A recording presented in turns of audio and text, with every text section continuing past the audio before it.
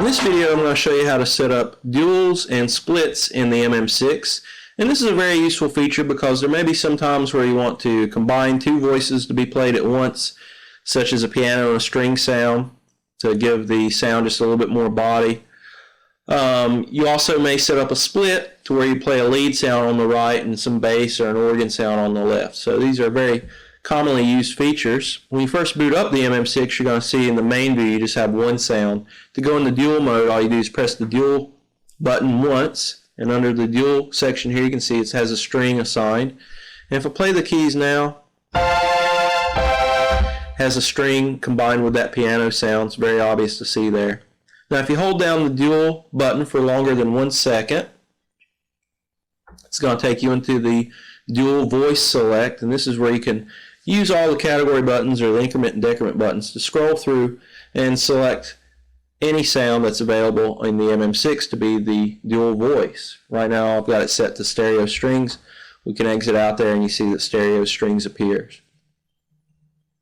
Now I'm going to show you how to select or set up a split. The split works very much the same way. To go to a split keyboard, all you do is press the split button once and the split voice appears there underneath it.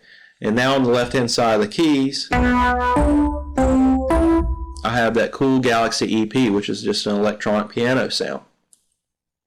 Now if you want to edit that split voice, all you do is hold down split for longer than a second and it comes up with the ability to select different voices there. I'll go ahead and select maybe an organ sound and exit out. There's also one other thing that you might want to make note of with splits. You can select the different sounds you want and so forth, but depending on where the split key is where the two instruments will be splitting up on the keyboard range.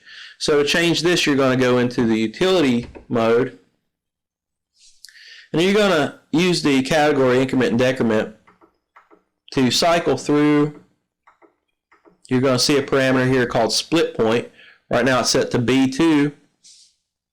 If you want to change that, all you'd use is the shuttle control or the increment and decrement buttons to change which key the split point will take place at.